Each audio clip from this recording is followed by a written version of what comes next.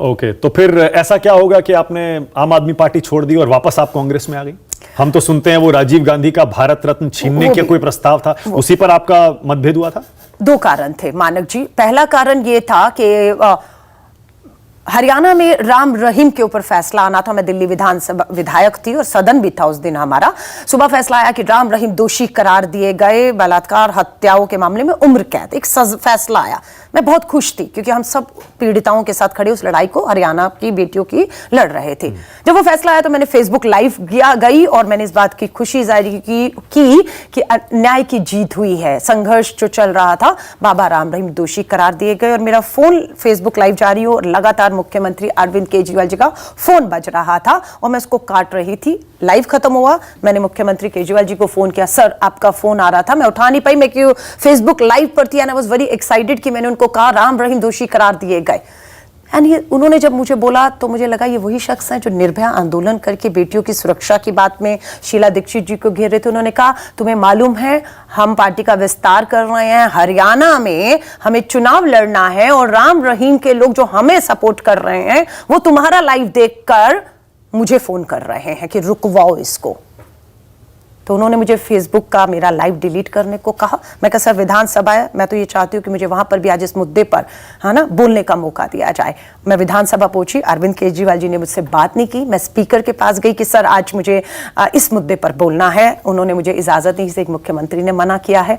वहां मुझे पहला झटका लगा कि मुझे बोलने नहीं दिया गया, मेरी फेसबुक लाइव डिलीट करने को कहा गया, जो मैंने नहीं किया। वहां थोड़ा खटास पैदा हुई। फिर दूसरा ये हुआ कि दिल्ली विधानसभा, देश का भारत रत्न, किसी एक विधानसभा में प्रस्ताव पारित करने से ना दिया जाता है ना लिया जाता है। और वो राजीव गांधी थे, देश के सबसे युवा प्रधानमंत्री बने, देश के जो है भारत रत्न, और शहादत दी, देश के लिए कुर्बानी दी उस शख्स ने। और दिल्ली विधानसभा में एक दिन प्रस्ताव आता है कि आज विप जारी है, सबको विधानसभा में रहना है, राजीव गांधी जी के भारत रत्न के वापसी का प्रस्ताव पास करके केंद्र को भेजा जाना है। मुझे यकीन नहीं हुआ। मैंने स्पीकर से मिली और केजरीवाल जी से मेरी उस दिन से बात नहीं हो रही थी। मैंने उनसे बात की तो बोल रहे हैं हाँ ये प्रस्ताव आ रहा है, जो मेरे लिए बड़ा शॉकिंग था। जो हिम्मत भाजपा नहीं दिखा पाई कि लोकसभा में या अपनी विधानसभाओं में ये प्रस्ताव लाई, वो हिम्मत आप क्या भाजपा का दबाव है, इशारा है? आप ऐसे कैसे कर सकते हैं?